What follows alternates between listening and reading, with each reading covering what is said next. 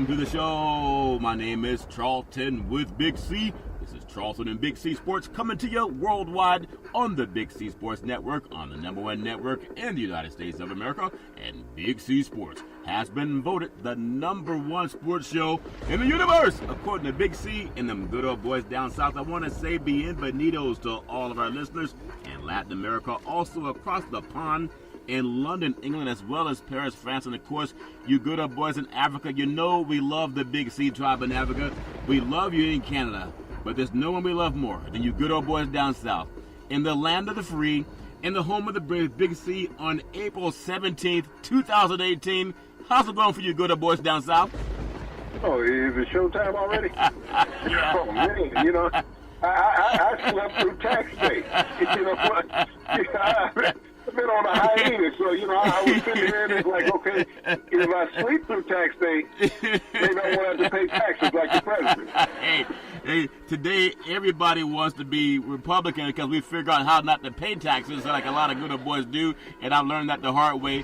For all the regular people, we got to pay because Uncle Sam knows everybody, and he knows where you live. Okay, so keep that in mind.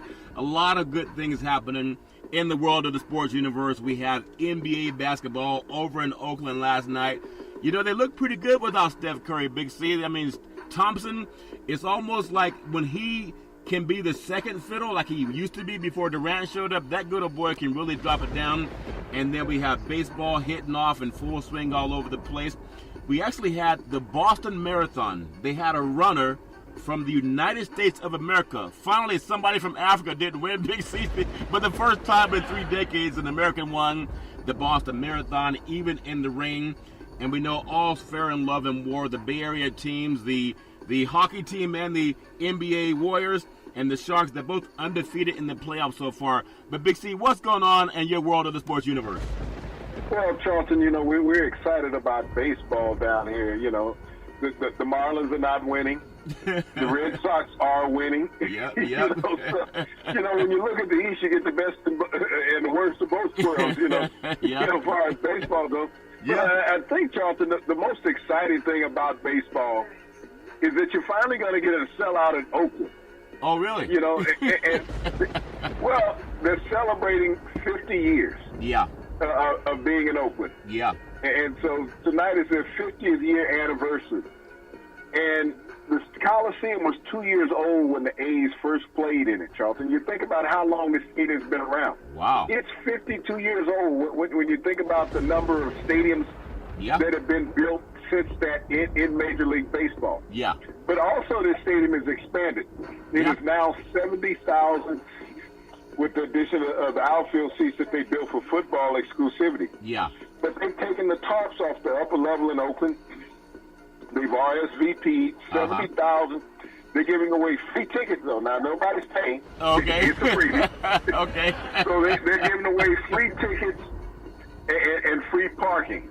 Wow. So, I mean, but still, if the A's can put on a good show, Charlton, and the fans appreciate it, maybe some will pay the next couple of games. Well, that's... But to have 70,000 people at a Major League Baseball game, Charlton, that would be larger than any crowd that the Oakland Raiders had last season. Yeah, and based on that news, I don't feel so bad about sneaking into the Coliseum all those times when I was the boy. Big C, I thought I was sneaking in, and they said I could get it for free. Or was it just this game, Big C, your thoughts?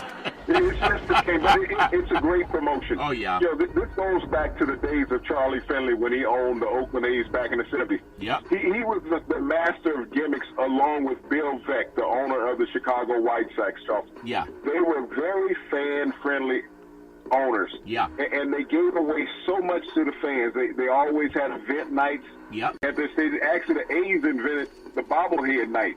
Charlie Finley invented that in Major League Baseball. Yeah. So when you think about the legacy that those two great owners, Bill Veeck, who was a minority owner in Major League Baseball, and Charlie Finley, who brought the A's to Oakland and out of Kansas City, did a great deal for baseball. Yeah. And so their legacy still continues on today, especially when you're giving away 70,000 seats. And you think about what the fans of Oakland are going through right now. They're about to lose the Warriors to San Francisco. Yeah.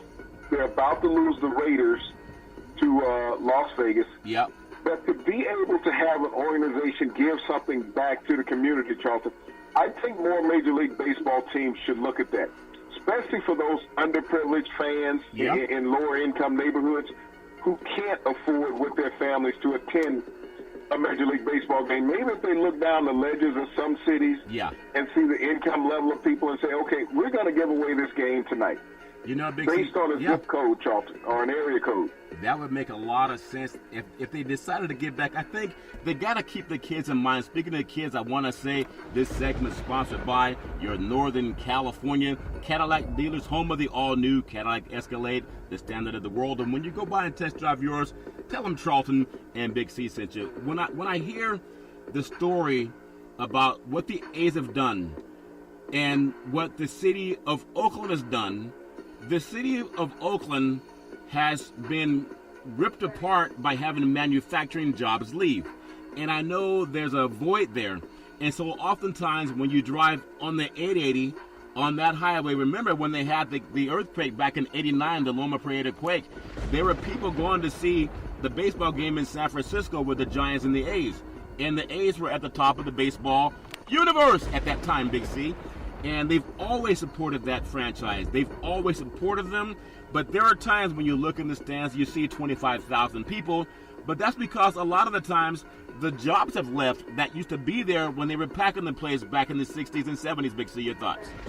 Well, Charlton, economics wise have hurt a lot of communities across America, Charlton. Yeah. And we've seen what it's done to the Bay Area because so much in the Bay Area has moved out to Silicon Valley. Yep. We look at the financial uprising there, Charlton, of the tech industry. Yeah. And we know how this industrial industry has left many cities in America. Yeah. Not just on the West Coast, but up in the Northeast. We look at Buffalo, Detroit, Chicago. Yeah. Areas like that, as well as the Oakland community, Charlton, that have really been hurt financially. Yeah. Cleveland's one of those markets also, Charlton. They were industrial meccas. Yeah. And when that industrialized mechanism went into place, Charlton, electronically, it took away a lot of human manpower. Yeah. And so people were no longer to pass along these industries of family members where, kids would get a job because their dad or their uncle had a job at that facility, Charlton. Yeah. So it provided stable income for many decades for many families. Yeah. Those things are gone. They're not coming back. And so cities have to find other ways. But, when you look at a lot of these people, Charlton, when they're in their 50s and 60s, it's hard to compete with somebody that's 20 years old coming out of college, entering the workforce. Yeah. Employers look for longevity when they're hiring somebody. Can I count on this guy for 10 to 20 years? Yeah.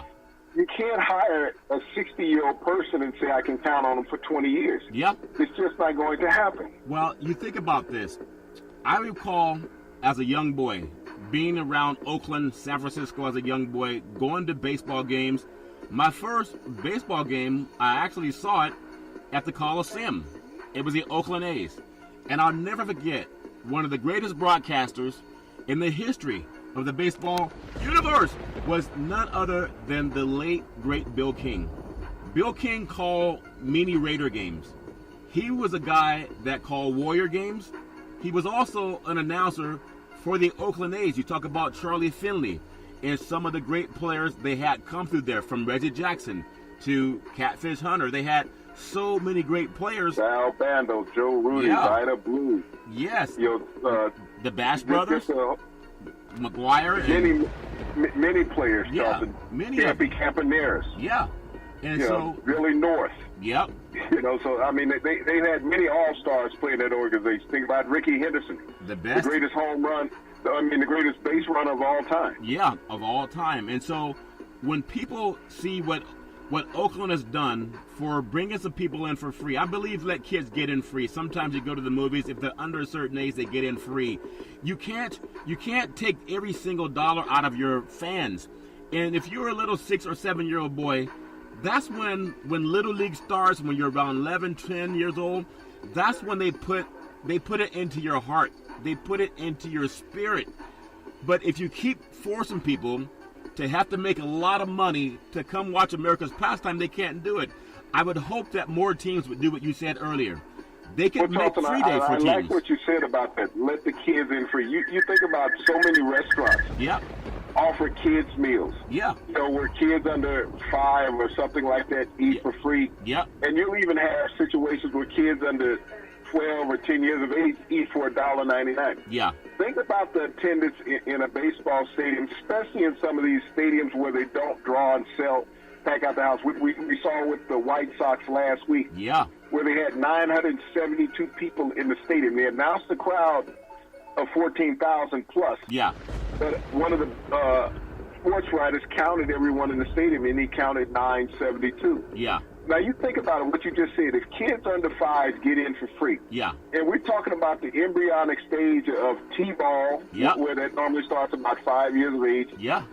Pony League starts after that about 7 years of age, Charlton. Yeah. You think about these young kids under 10 years of age, and we think about the lack of American participation, yep, especially inner-city participation in the major leagues now. Yeah. Well, if you give these kids yeah, an idea, a dream, something that they can look at, yeah, and they can physically see, then maybe they'll look at that. Yep. You know, they say, hey, baseball is an exciting game to be a part of. Yeah. Because the NBA and the NFL have taken so much, yep, of the excitement. But kids, as you said, you went to Bay Area games when you were a youth. Yeah. And now, if you give that opportunity back to these kids, think you might get another 3,000 to 5,000 attendees in your stadium. Yeah. I think players also respond to having more butts in the seat. Yep.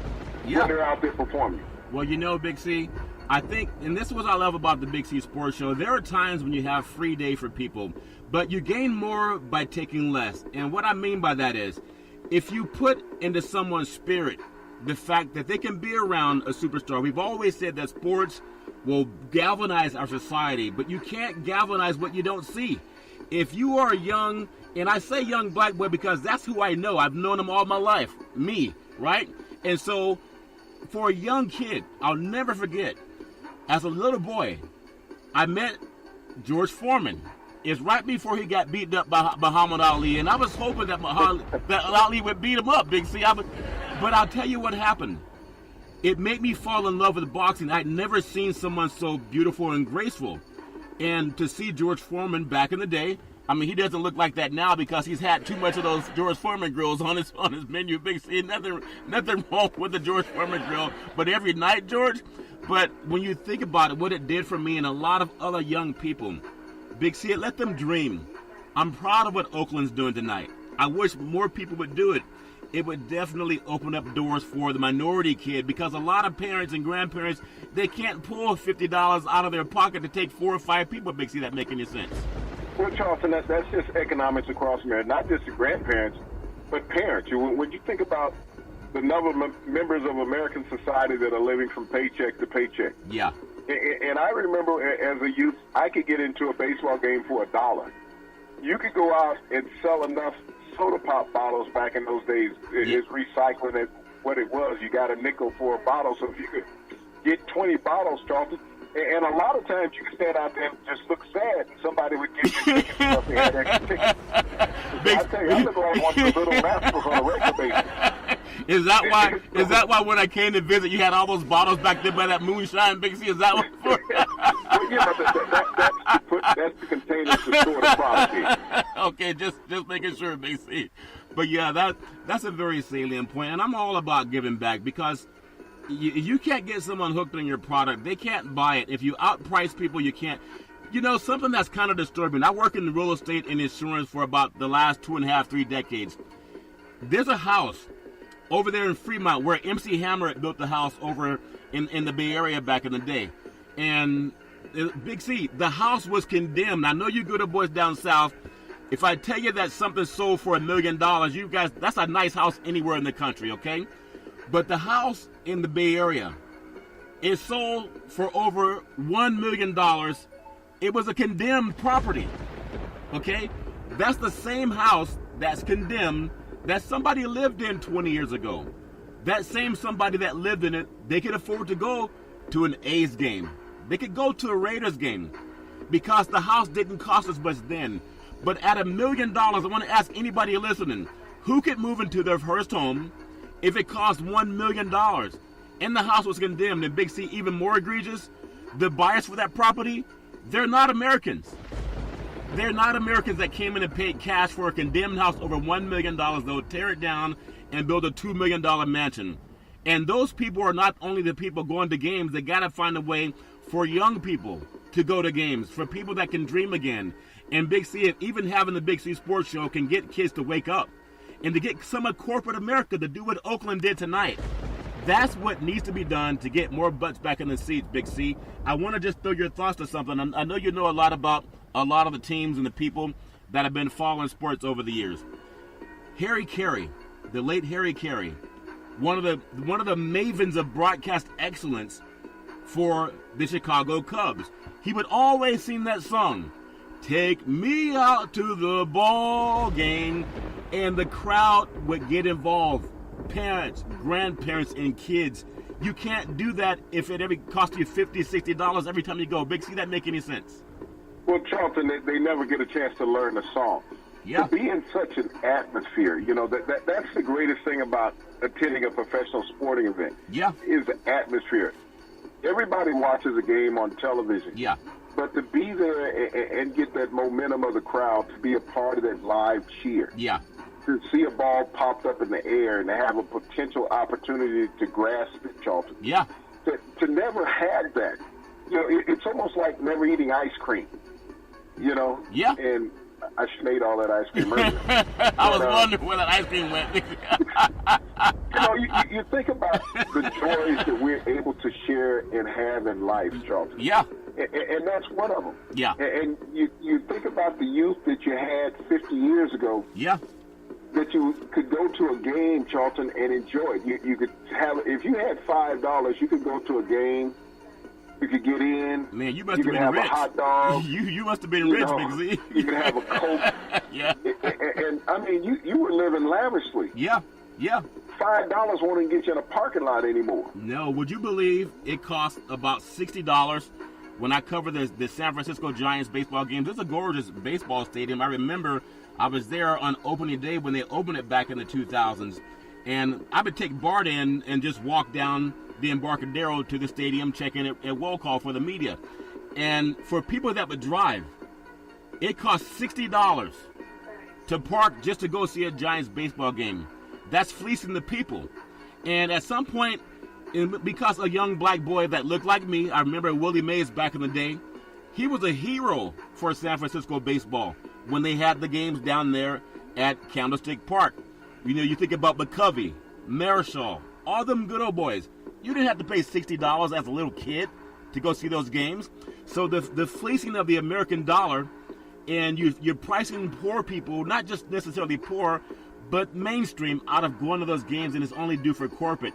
I bring up the Harry Caray story because and I've been to a couple of games at Wrigley Field in Chicago. It's a great place. It's an iconic stadium.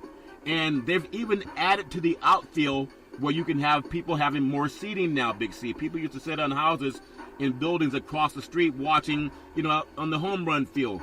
Now they're building it up a little bit better. But give me your thoughts on, as a little boy, your first interaction with professional athletes and how that got you started in the sports business, Big C. Your thoughts? Well, Charlton, it's a tremendous feeling to be around professional athletes. I grew up in a time when professional athletes would spend time with you. They would talk with you. They were not standoffish. Yeah. It was not about a me time. Yeah. Because they were not self-promoting of themselves. We didn't have this multimedia scenario that's going on where, they just bombard it every day and blast across the television. You got these media hounds and these autograph seekers that's out selling their autographs and photographs at trade shows. Yep. So athletes were more accessible. They lived in your communities, Charlton. Yeah. It was nothing to go to an athlete's house that you knew played professional ball, and he was just a neighbor. Yeah. Yeah. And or someone that was related to someone you knew. Yep. And so they were just normal people back in those days, Charlton. And this was before you had games on 24 hours a day. I mean, I think they might have had 2 games on television on the weekend. But that was it. Yeah. When I was a kid. But there were many professional athletes that I hung around as a kid. I could sit up and have a photo with them, Charlton. Yeah. and talk to them about the game, and they would freely talk to you openly. Yeah. They looked at themselves as one of you. Yep. Now, they have this society of professionalism that, the layman person can't be in touch with. Yeah. I remember as a kid when players would take off their chin straps, their wristbands, sometimes even because back then they wore these hand pads. Yeah. And they would pass them to kids as they were walking into the tunnel. Yeah. Now you can't get anything because people want to sell it on eBay or the internet, wherever they can sell it. Yep. And so players are very reluctant to interact. And because adults have taken that from children, yeah, they're not kids out there going on the internet selling something. They hold on to that memorabilia, Jonathan. I still have memorabilia from when I was a child. Yeah. And they would sign your bubblegum card that you would have back in those days. Yeah. Yeah. And so you have these autographs, and they're probably worth money, but they're worth more emotionally to me. Yeah. Because it was something that was given to me personally. But now you have these adults put kids in the forefront to have them sign something. Yeah. So that they can take this and sell it at a trade show. So I think that adults have ruined it for a lot of young kids to have opportunities. But the Oakland A's opening up this opportunity tonight, Charlton. Yeah. And I hope that at least 50% of that crowd, Charlton, is under the age of 14 years of age. Yeah. So they can experience Major League sports. Yep. And some of them for the first time, that they can go into the Coliseum and sit back and feel like a true American fan. I remember I have a nephew back in the day, and he had to go have some surgery at the hospital. And his father got a signed autographed baseball from Major League Baseball great Dennis Eckersley, one of the greatest pitchers in A's history, one of the greatest pitchers in baseball, period. He didn't charge. Hall of Fame relief pitcher. Hall of Fame. He didn't charge for the autograph. He didn't say, I'll sign it, but I need $50. He didn't say, I'll sign it, but you got to give me $25. I'll sign it, but you can't give it to anybody unless I get paid. That's what Eckersley did for somebody that I love. And a lot of athletes have done that. I bring it up because I remember a time up in Northern California when the 49ers used to have their practice up in Rockland, just north of Sacramento, California. And they would come up from the Bay Area, and they would work out at, I think it was called Sierra College up in Rockland, just north of Sacramento. I'll never forget this moment. There's a wide receiver considered by many one of the best in the NFL universe, and his name is Jerry Rice. And I remember I had a nephew who said, Jerry Rice, can I get your autograph? Jerry Rice signed his shirt because he didn't have a piece of paper. Jerry Rice signed on his shirt. He didn't charge him any money. He didn't say I can't do it unless you pay me. He signed it. Would you believe my relative still has that shirt now, but his mama washed it, so it's not worth any money, Big C? It's amazing that mothers don't understand the value of sports memorabilia. They probably threw some bleach in there because it was dirty. She used bleach. It was dirty. She's like, who in the world would write on this shirt like this? I bought this shirt, my hard-earned money. Jerry Rice is a Hall of Famer. Now, this was back in the 80s after they won the Super Bowl. Jerry Rice, Hall of Famer, more touchdown passes than anyone in the NFL, and his mom washed the shirt. I thought that was funny, Big C. He had Jerry Rice, he had Roger Craig, a lot of good old boys signed it, and I just thought that's funny. I teased him that shirt would have gone for about $1 million right now, Big C. But anyway, I just think I'm glad of what the A's are doing. Keep up the good work, and maybe they could do that when the Raiders have football, because if you're going to leave, at least give some kids some free football, Big C, instead of robbing them. I do want to bring up some thoughts about, the Boston Marathon. Our hearts we always say our hearts and prayers go out to people who are injured in a tragedy. But there's something about the spirit of Boston Strong go from East Coast to West Coast. And for having an American runner win the Boston Marathon in inclement weather, and a lot of times people from Africa win. I mean, all life from the African continent if you Google it. But to have an American win it, what's that mean to the American runners? There are people that go all over the world to fly into Boston to run that beautiful race, Big C? Your thoughts? Well, you think about it, Desiree Linden Charlton, the first American female to win the Boston Marathon in 33 years. Yeah. You know, what an amazing feat. And she finished just under 2 hours and 40 minutes. But this is an historical day. When you think about all the tragedy that occurred a few years ago at the Boston Marathon. Yeah. And the inclement weather you spoke about, Charlton. To be out there, and it was basically about 34 degrees for this race. And I think it was 96 runners who suffered, hypothermia, during this race, Charlton. But, the perseverance. Now, she's been a two-time Olympian. Yeah. But, she felt that this is her greatest feat ever. She's 34 years of age. Yeah. And to have the perseverance after 2 Olympics, she finished, in the top 5 a couple times at the marathon, and last year she finished second. Yeah. But this year, Charlton, she was able to gut it out and win the race in almost record time. Yeah, no, that's amazing. So I started running about 7 years ago. I'll never forget, I met this gentleman. He looked like he was about 70. And when he told me he was only 50-something, he looked 70 because he was always running. He's like Forrest Gump, Big C. He should have used some skin, what they call that stuff you guys put on people? Sunblock. Sunblock. He was an ex-Marine, so he didn't care about sunblock, Big C. But that man got me running. I've always been a weightlifter, and from martial arts and boxing and then playing sports, I was never really a runner. They said I had too much muscle, Big C. But I started running, and it does something to your mind. It does something to your body.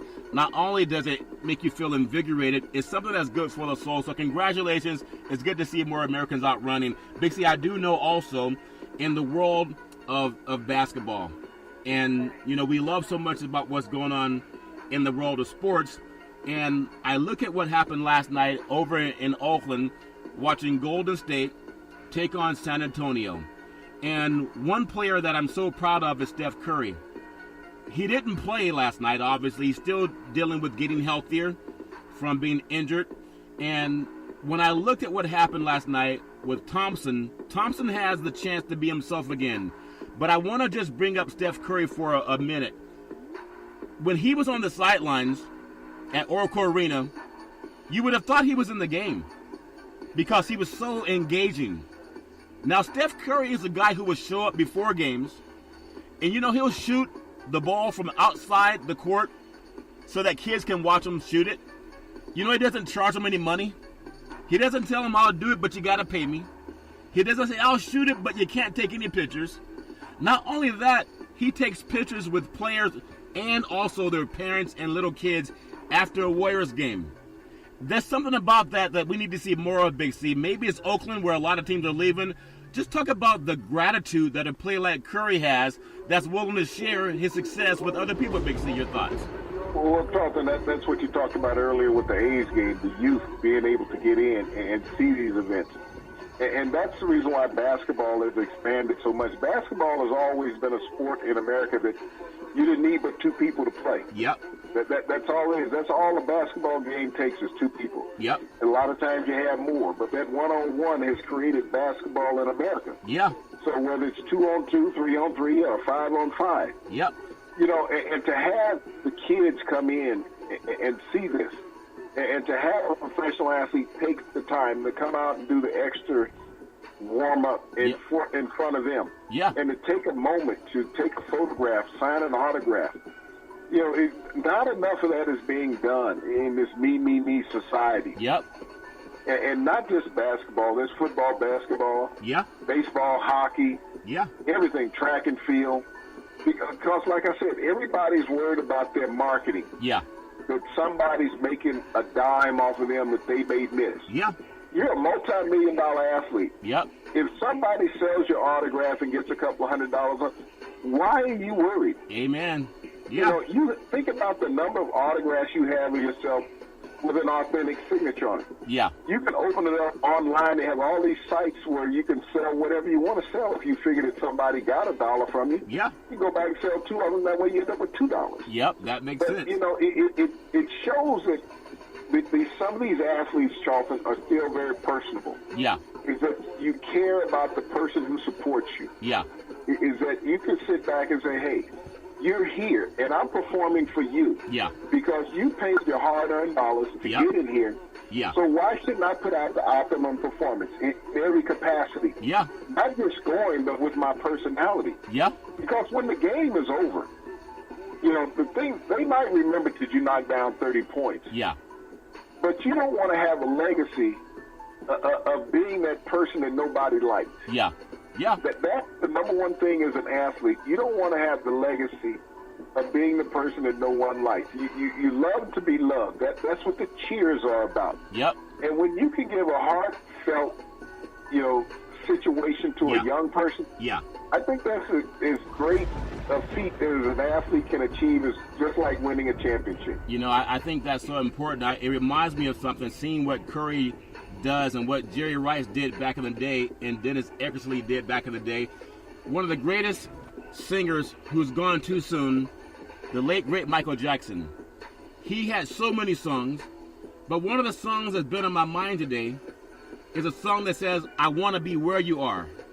And the song went, I want to be where you are. And of course, I can't sing like Michael Jackson. Nobody can. That's very true, Charlton. I'm going to applaud you on that. I didn't want Motown to get upset. I was not plagiarizing, but I want to be where you are. And when you listen to those songs, I remember he did a performance on remember Dick Clark back in the day?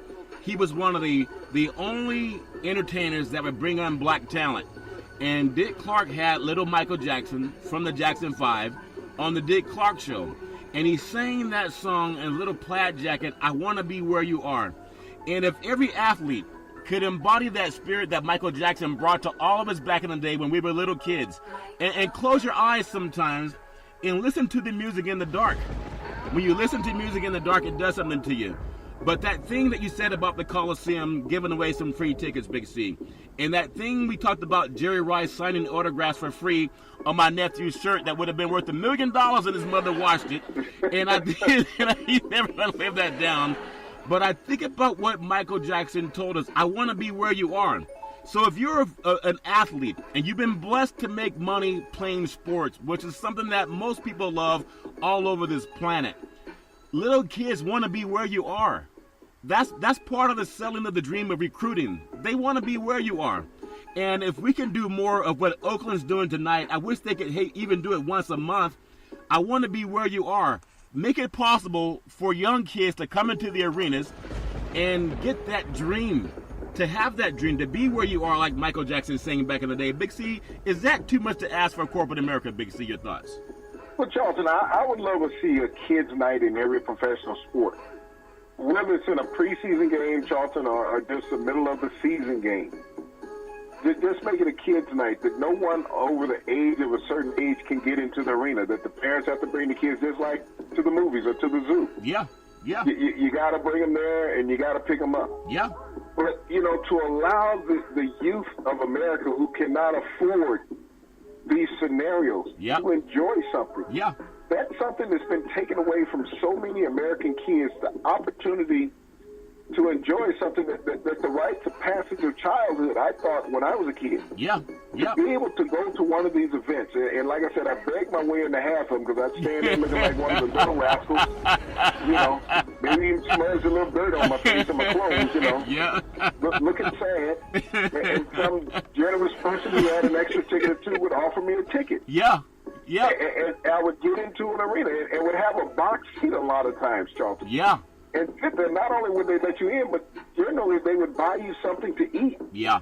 So you had a hot dog and a Coke. I mean, it was like Christmas during the summertime. Yeah. And, I got into a free sporting event, but, they don't do that now. We got these things called scalpers. Yeah. They stand outside the arena and sell a ticket. They won't give it away, even though they can't sell the ticket, Charlton. They still won't give it away. Yeah. They would rather tear it in half instead of letting some child go into an arena for free. Yep. So, that's where American society has gone. It's all profitability. It's not about compassion. Yeah. And that's what we lack as a society in totality. When we look from the White House on down, we lack compassion in this country. That's one of the things that have gone out of America over the last couple of decades is compassion for each other. Well, I tell you, I'm proud of Steph Curry. I know his father Dell Curry must have taught him right. But I just hope more athletes will see that. As I hear guys getting in trouble and bling this and bling that. And, of course, we had Golden State with a big win last night. Very impressed by the way they played. The Miami Heat, they got over and turned the tide against Philadelphia last night. I know Dwayne Wade, there's something about him as an athlete that just won't quit. He's like that old sock. You got that old sock, Big C, and it's a good sock, and you don't want to get rid of it because it may have holes in it. It may not even look clean anymore, but it still fits good on your feet. Dwayne Wade, now he's not an old sock, but sometimes people don't appreciate guys that get up in age. That's why he's not in Cleveland.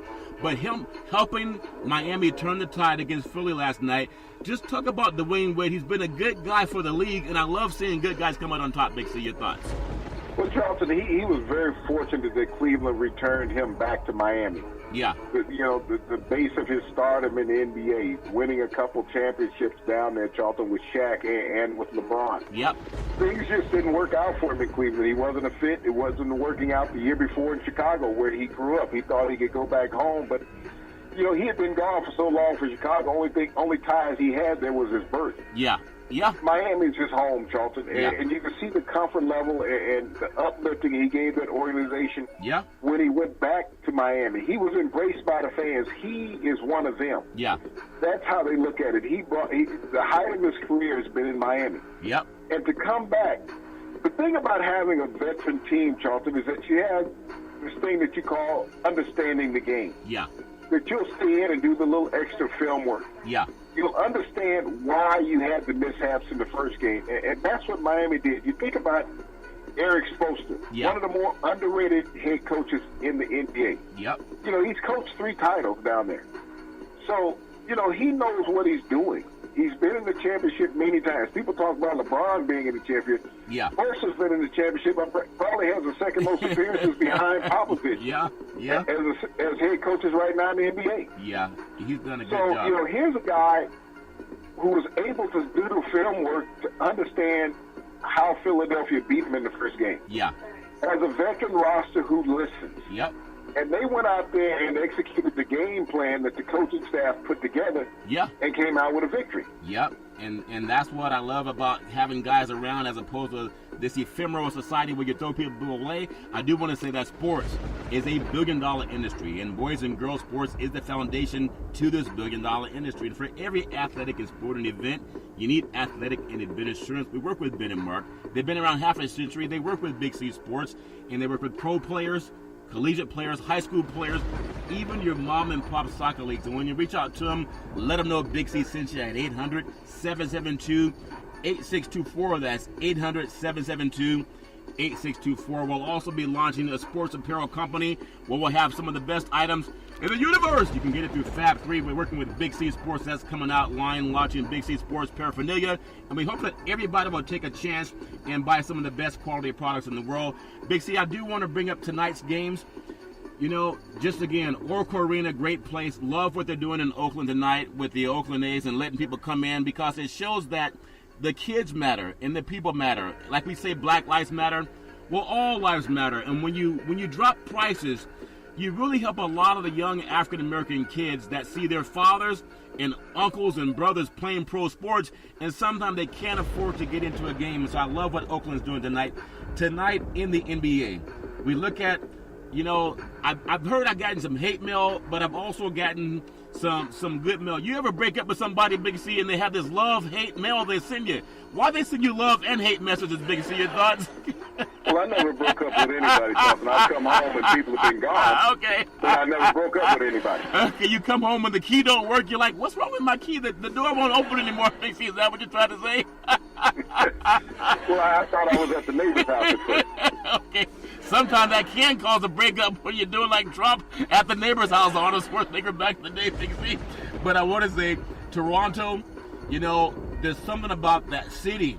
I think they had a leak in the roof of one of their sports complexes, and I don't know if they needed some duct tape to fix it up, Big C, but did you hear about the leaking building up in Toronto, Big C? Your thoughts? Well, they had ice falling off the CNN tower onto the baseball stadium that's lays next to it. The Sky Dome, I believe it is, up in Toronto. Sky Dome, yeah. And so it created an unsafe element because of all of those things are in close proximity, Charlton. Yeah.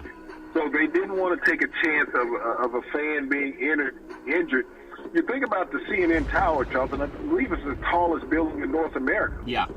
And so that's a long ways and a lot of speed that ice is going to pick up coming down. So they erred on the caution side, Charlton, and that's greatly appreciated when you put the fans first as far as safety. Yeah, I'm appreciating that. But I thought that maybe the tower fell down because they said, how come Big C Sports is not singing Old Canada? So they were trying to twist that needle to see if they could find the antenna to find Big C Sports. So backed by popular demand, Old Canada. So now they can get it, Big C. They don't have to fix that antenna, but I'm glad everybody's safe. I do want to get your thoughts. Toronto, they have that home game, and they're playing Washington. Washington felt like they were fouled a little bit. And I know sometimes in NBA playoffs, they're not going to call fouls, and they're not going to bail anybody out. How important is it for Toronto to not give up that home court advantage?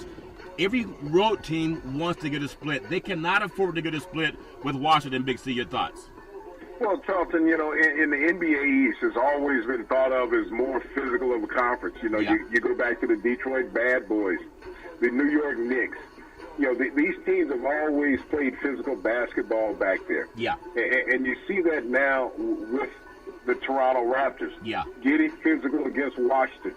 But, this is playoff basketball. You can't make every call. No. You're going to have some situations where you don't blow the whistle. Ask LeBron. They don't blow it against him on all those offensive fouls that he creates.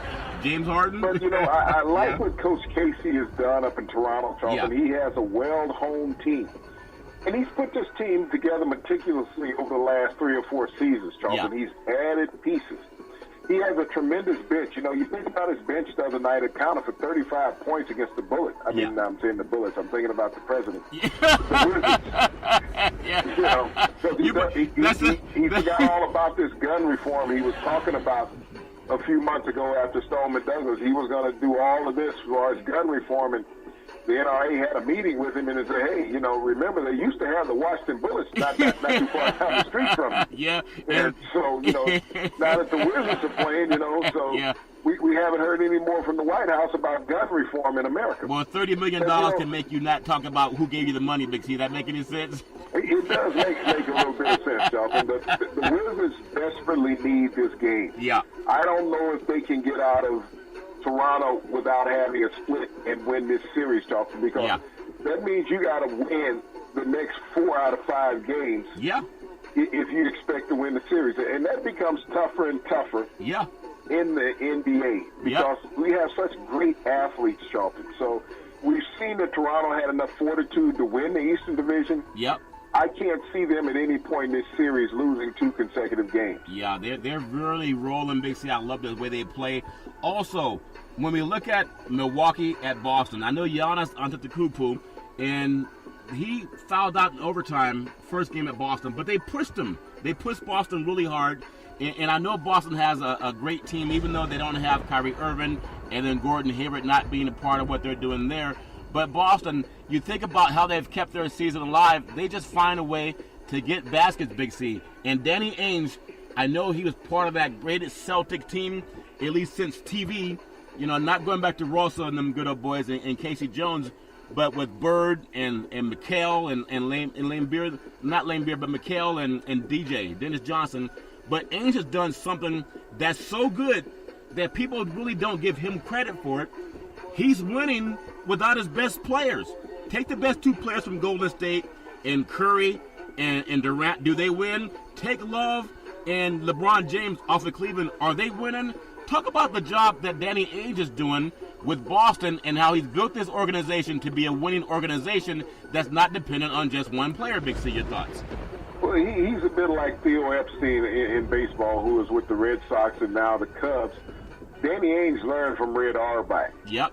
And he went out and got a coach that believed in his philosophy. He went out and got Bradley Stevens, who came in, who played the type of basketball that was traditional Celtics basketball. Yep.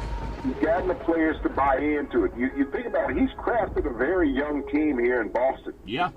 You know, the oldest guy is Horford. Yeah. And he brought Horford in out of Atlanta. Yeah. But he fit as far as what they were doing offensively. Yeah. You know, he had that outside shot playing in the pivot. But when you look at a team that was built on speed, and that's what he's done. He's brought in a team, built it on speed. Yep. A lot of tenacity defensively. And so Stevens has done a great job. You know, back-to-back NCAA Final Fours when he was in college. And now here it is in the NBA. There's 4 years into the league. He almost won the division except for a couple of injuries, Charlton. Yeah, no, he won the division last year. Yeah. So, you know, when you finish that high up in your division, that means you've gotten players that bought in to what you're coaching. Yeah. And that, you know, when they brought in Kyrie Irving, that was an X factor on that team. I don't know how far they can go in the playoffs without him. They played the season without Hayward. Yeah. But Kyrie is the reason why Cleveland lost their first game. Yeah. They didn't have that other go-to guy in Cleveland, and Kyrie now is out in Boston. So, you know, they still at some point may have to face the Raptors. Yeah, that's a good point, Big C. So I'm really proud of what Danny Ainge has done, and it just shows when you build a good organization, sometimes you'll find players who buy into that system and it helps them win. Out here on the West Coast, Big C, up where it rains a lot, up in Portland, Oregon, at the Moda Center, and the crowd in Portland is amazing. Portland's a beautiful city. Especially if you like rain. You like rain, right, Big C? You guys, when I say make it rain down south, does that mean the nightclub rain or the kind that falls out of the sky, Big C? Which rain do you prefer? Well, I thought all the nightclubs had a roof on them, Charles, so it'd be hard to rain unless the sprinkler system went off. Wouldn't that be right? Yeah, that's what I hear, Big C. But the Moda Center, definitely jumping. Bill Walton knows what it's like to play up there in front of a great crowd. And they've seen another big man come to town. But his name is Anthony Davis. Not only does he remind me of a baby Kareem, and happy birthday to Kareem yesterday. We honored Kareem Abdul-Jabbar. But I know Damian Lillard is a beast. But there's something about Davis and having Rajon Rondo can get on the ball. I don't know I never would have thought that a team that did not have the big man, Marcus Cousins, coming with Davis in the Portland could win. But I think Portland's, they have to win tonight. Obviously, it's easy to say that. But how do they overcome what Davis has become? He's like a man-child, Big C. Just your thoughts on how dominant this one player has been when he lost his Twin Tower counterpart, Big C. Your thoughts? Well, Charlton, he reminds me of a young Dwight Howard in Orlando. Yeah. And that's been a decade ago since Dwight was young. But Davis reminds me so much of him, but he has better ball handling skills. Yeah. He creates that ultimate mismatch. You think about Tim Duncan when he was young. Yeah. How much of a mismatch he was. Hakeem Olajuwon is that you could put the ball on the floor. You had multiple moves. You could also raise up with the jump shot. Yeah.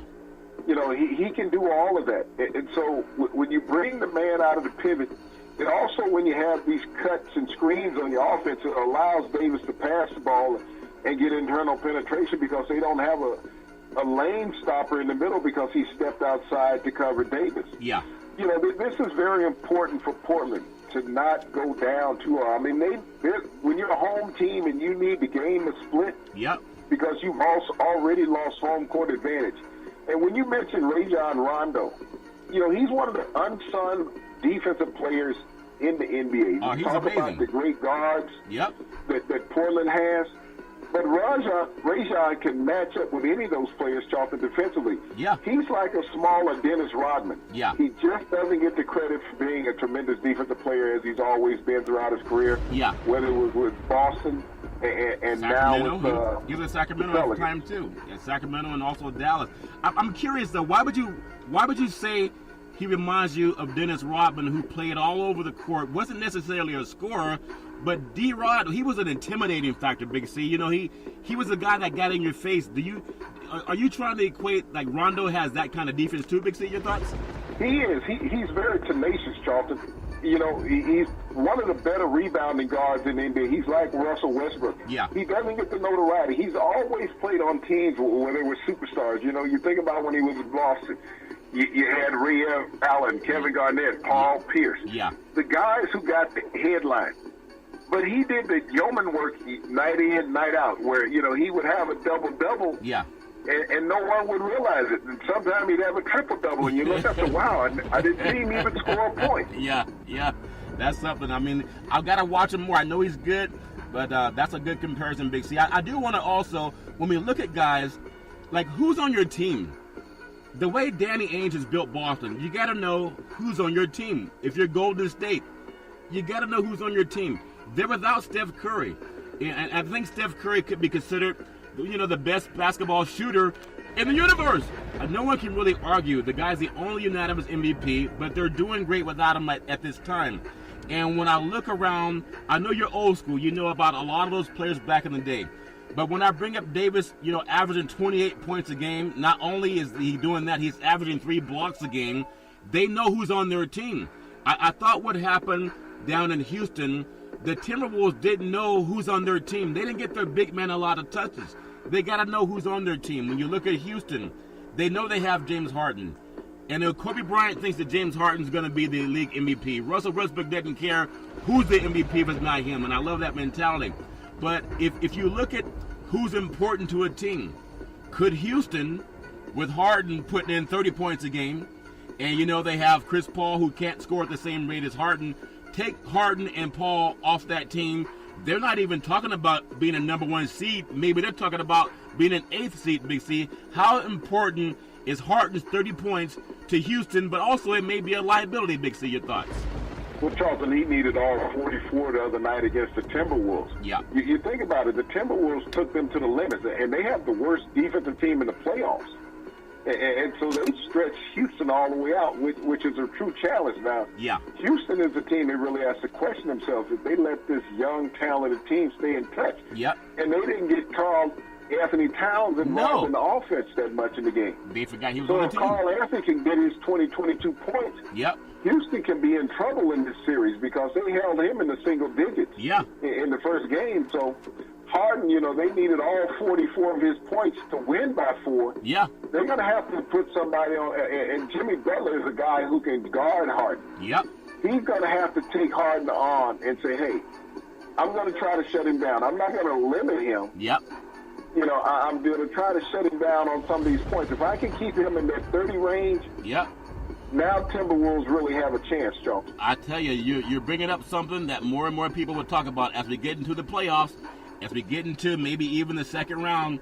They're going to start saying, you know what it's like when you're driving that Bentley, you got Big C, and that Bentley starts, that orange light come on, running down the highway, Big C, and you don't pull over because you guys don't pull over for some reason. I don't know why you don't pull over. But when that Bentley's about to run low on gas, do you pull over and get gas, Big C? Is that what Houston better find a way to do before they run him out of gas? Always call the gas truck out. He'll come fill it up there for AAA will bring you some gas. Big C, I want a Bentley too, by the way. But I just want to say, when you look at that, Harden, I like seeing basketball, but I know when guys look like they're running out of gas. Anthony Davis, just a stud player. LeBron James averaging 27.5 a game. Damian Lillard, 27. And Antetokounmpo averaging 29. And when you think about, and you brought up that great point, Minnesota forgot who they had on their team. It's almost like a lion. When a lion's in the jungle and is hunting, the Lions can't pull up on the fast food and get some food, Big C. They got to ask someone to volunteer for dinner. You know how you guys ask the elk that you hunt to volunteer for dinner, Big C? They don't volunteer on purpose. You got to kind of force them, if that makes any sense. But who would say to a lion that's hungry when the lion says, can I eat you? Now, can you imagine? Who would say yeah? Like the elk and the gazelle, they don't say yeah. The lion has to take what it wants or it's going to starve to death. So no person, when you say, can I eat you, will you say yes, if that wouldn't make any sense? So when you got a guy that needs to eat, you got to feed him. You got to feed Anthony Towns the ball because he's trying to eat, Big C. He's like a lion on the prey, and they won't give him food. Does that make any sense? Do they know he's on the team, Big C? Your thoughts? Well, Charlton, he's an all-star player. And you get caught up in trying to play Houston's game, and that's what took Towns out of this game, Charlton. Yep. Is that the rest of the team was trying to go shot for shot. Yep. Sometimes you got to be willing to back them down, take the 2-point shot. You know that Houston's going to shoot the 3. Yep. 30 times in a game. Yeah. But you hope to be able to drop enough twos to counter that, Charlton. And that's why when you have a big man in your scheme, yep. And that's why Philadelphia didn't worry about Embiid being in the lineup. He kind of impeded him a little bit. Yep. But Towns is the heart of the Minnesota offense, along with Wiggins out on the wing. Yeah. Those two guys have to work in tandem. Yep. If this team expects to advance in this series. Well, it's always something I love watching. We look in the Eastern Conference, we have Toronto ahead of Washington, Boston's ahead of Milwaukee, and then Miami and Philly are tied up. Indiana and Cleveland. You know, Cleveland, I never would have thought that I would even think about this in the second game of the playoffs, where LeBron James, for the first time in 12 years, you know, didn't win that first playoff game, Big C. And when I look at that, we could be talking about a second round where the King James is not in the NBA playoffs. Big C, how much of a loss would that be to the NBA universe? Well, Charlton, think about the television ratings to start with. Yeah. You know, how devastating that would be, especially out of the East. Yeah. You know, when people are saying that the best basketball is played in the West, when you speak about those top 4 teams out in the West, yep, and how dominant they've been. Yeah. And then if you don't have Cleveland in the second round of the playoffs and you're looking at Indiana, yeah, how much of a media draw is Indiana when you turn it on the tube? I understand it's the playoffs. Not much. But how many games did anybody see Indiana on television this year outside of being in their local market? That's a very when good you point. turned on an NBA game on television, you were going to see Houston, you were going to see Boston, yeah, you were going to see Cleveland, you were going to see Golden State. Yeah. In 80% of the television national broadcasts, those are the teams that you saw. Yeah. And so when you take one of those out of the equation, and especially the marketability of a King James, Charles, yeah, that really hurts the NBA. Yep. You know, that's like not having the New England Patriots in the NFL playoffs. Yeah. That's true, Big C. That's like you not having cans around that moonshine tub you had down south, Big C. And I should have got the hint. You started selling cans when you were a little boy to get into some of the football and basketball games. So I understand that, Big C. I also want to look at Houston, Minnesota. Great series. If Minnesota understands they have a lion on their team, and that lion needs to eat. Okay, you got to feed him the ball. That makes a lot of sense if you understand basketball. New Orleans at Portland. Big game tonight for Portland. OKC and Utah. Can't wait to see Westbrook and them good boys against, Mitchell for Utah. Should be a big series. I want to close out tonight's show, Big C, asking you a question. I know we talk about basketball being great when we have big market teams in the playoffs. No teams from LA, no teams from New York. The Knicks need a coach. Mark Jackson built the Golden State Warriors into a 50-win season. And they said it wasn't good enough because he preached too much. And then he started asking for money like a lot of preachers ask for money. He was okay until he started handing out the tithing offer in the locker room. They're like, what in the world, tithing? But do you think he'd be a good fit for New York? Has a great history there on the East Coast. Love his broadcast work. But if he goes to New York, if he preaches, will that bother the organization? If you look at his basketball mind, I think he's excellent, Big C. Your thoughts? Well, his basketball IQ, Charlton, is second to none. You think about it. He went to college at St. John's. Yeah. He was drafted by the Knicks out of college in the first round. Became an all-star point guard prior to moving on to Indiana. Yeah. One of the better players in the NBA during his era, Charlton. And you think about his legacy as an NBA coach, even though it's been short. Yep. It's been successful. And you look at the Knicks as an organization. They haven't had any success from the coaching position, Charlton, really in the past decade. No. So they need somebody that people know and understand. That you think about him growing up in that market, yep, playing in that market, being a national broadcaster, Charlton. He has the built-in base of belief already in New York. Yeah. The fans would embrace him wholeheartedly, and I think that the organization is young enough, Charlton. Yeah. Just like the Warriors, you think he came into a young organization with the Warriors. He sure did. He was able to mold them into winning. And then he got fired. When you look at the Knicks, and then they fired him. Yeah, they fired him for winning. And that's typical of a minority coach. When you look at football, basketball, baseball, you win as a minority coach. You're fired. But you don't win the championship, we're going to fire you. Yeah. Because we know that the guy that's never won as many games as you can do it. Yeah, that's funny. So I think Jackson would be the perfect fit. New York needs need something. But they also need owner James Dolan to go play with his band somewhere and be quiet. and, you know, he makes Jerry Jones seem like a choir boy, you know, as far as his actions. Yeah, Jerry. Mark Jackson, I think the NBA needs Mark Jackson to come out of the broadcast booth and go back to the sideline and help that team out, because New York really needs something. Yeah, and he's excellent. I just love the way he breaks down a game, but I still can't figure. I mean, I Googled a lot of coaches that were fired after having a 50-win season. He might be the only one. That doesn't make any sense, but all fair in love and war. Big C, back in the day, there was a man by the name of Drew Bundini Brown. He was known as Muhammad Ali's right-hand man. He would always tell Ali, with all you've got to use, how can you lose? Rumble, young men, rumble. Big C, what are you looking forward to in the sports universe? Well, Charlton, there's an import by the name of Shohei Ohtani. Yep. That's living down in Los Angeles, your neck of the woods.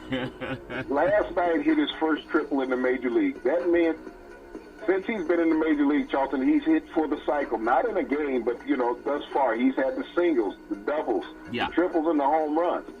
Not only that, Charlton, he is striking out players at a rookie record clip. Wow. So when you think about the phenomenon that was Ohtani coming out of Japan, and everybody said, well, you know, he's overrated. Yeah. There's a lot of guys in Major League Baseball, Charlton, that are not making the money that he's not making the money that they are. Yeah. But he's striking them out and getting hits off of them. Yeah.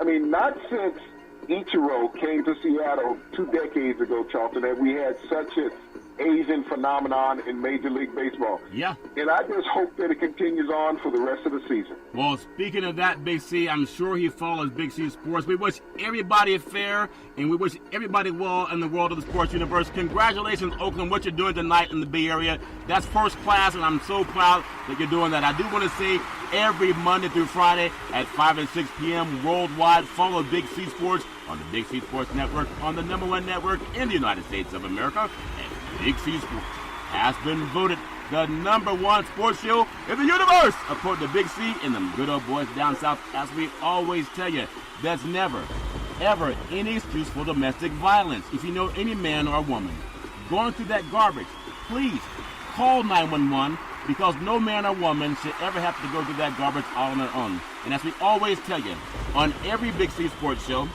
we thank you, we appreciate you, and we hope that you have a super fantastic day.